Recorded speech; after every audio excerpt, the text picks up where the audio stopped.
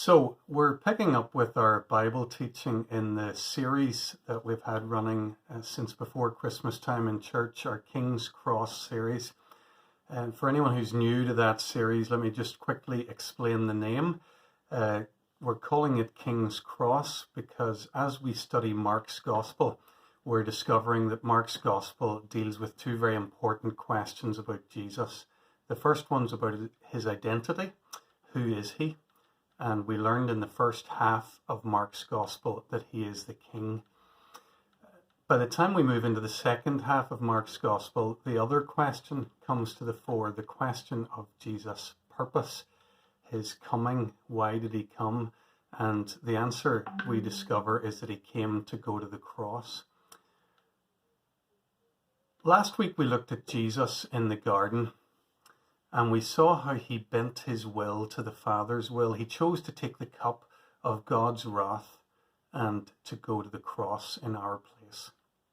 This morning we're going to look at a passage from chapter 14, verses 43 to 52. If you haven't already read that, I'd encourage you to stop now, whether you're watching the video or whether you're podcasting this. Just stop what you're doing and read that passage. Brilliant.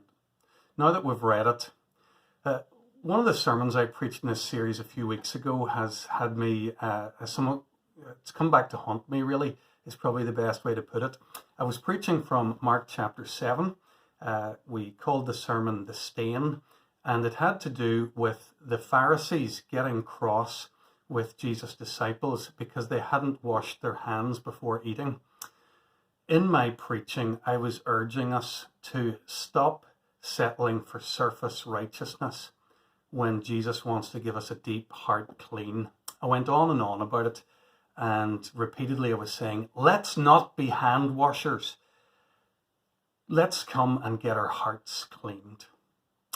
Well, a medic in the congregation hasn't allowed me to forget that, telling people not to wash their hands.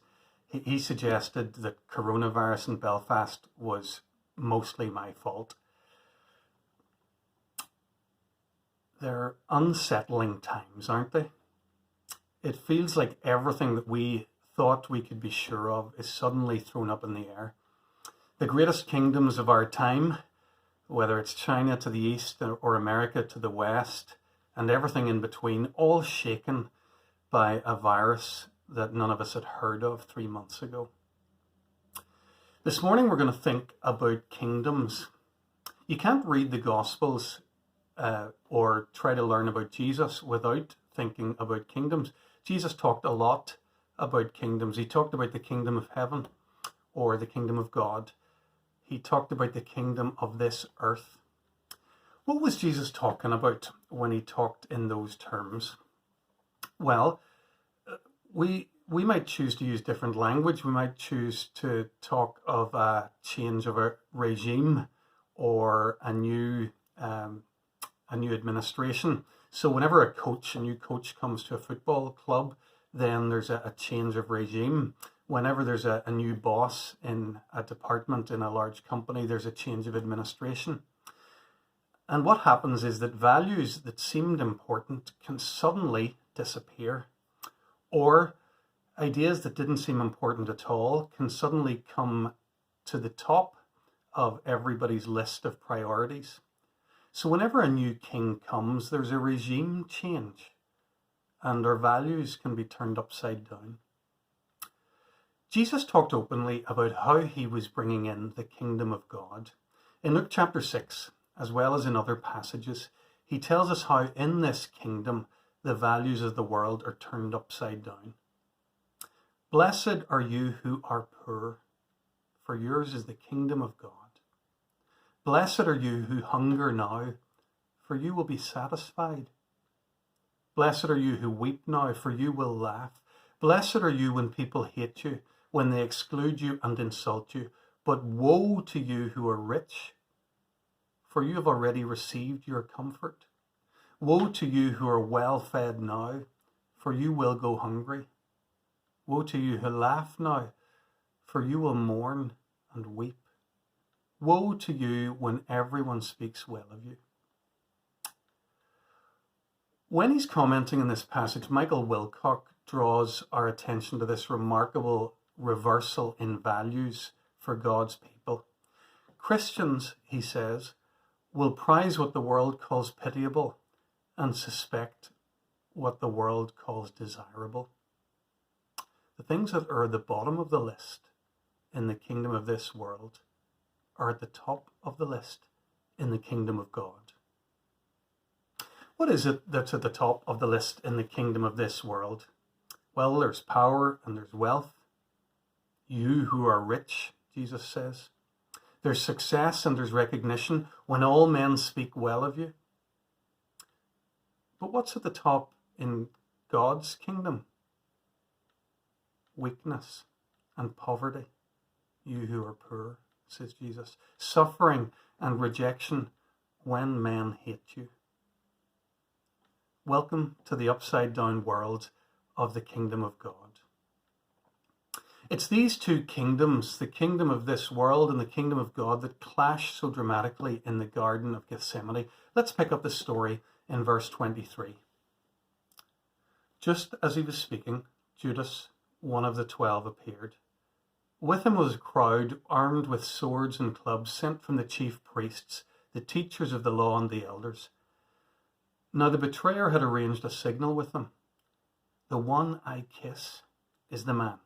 Arrest him and lead him away under guard. Going at once to Jesus, Judas said, Rabbi, and kissed him. The men seized Jesus and arrested him. Why doesn't Judas just walk straight up to Jesus, point the finger at him and say, there he is, arrest him? What's the kiss for? What's all this sneaking around?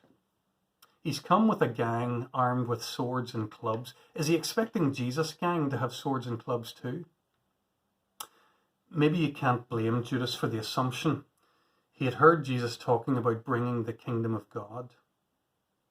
Any new king he had ever heard of, any new king we can imagine, always uses money and power and military might, or some combination of these, to get them into power.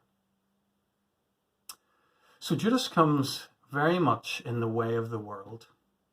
How does Jesus respond to this kiss of death and to his arrest? Mark tells us, verse 46, the men seized Jesus and arrested him. When one of those standing near drew his sword and struck the servant of the high priest, cutting off his ear. Am I leading a rebellion, Jesus said, that you've come out with swords and clubs to capture me? Every day I was with you, teaching in the temple courts, and you didn't arrest me. But the scriptures must be fulfilled. Judas comes to the garden ready for a fight.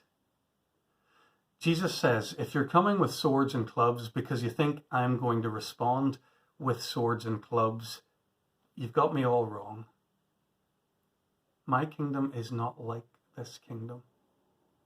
The kingdom of God is not like the kingdom of the world. Judas didn't get it. Peter didn't get it either.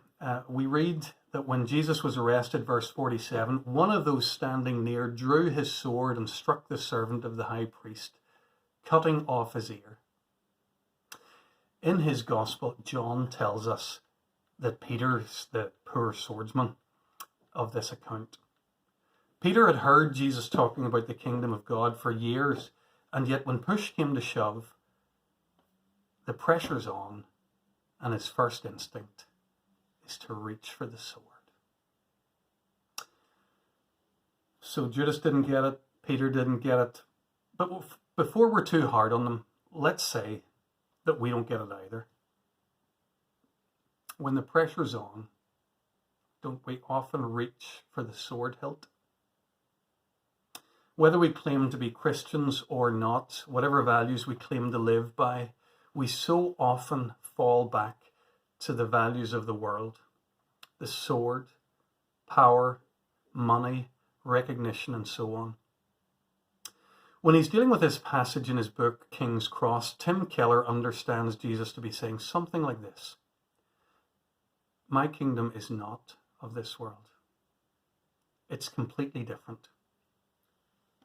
I'm going to change things. I'm going to change everything. And here's how I'm going to do it. I'm going to love my enemies. I'm going to serve other people and make sacrifices for them. I'm going to repay evil, not with evil, but I'm going to repay evil with good. I'll give up my power. I'll give up my life.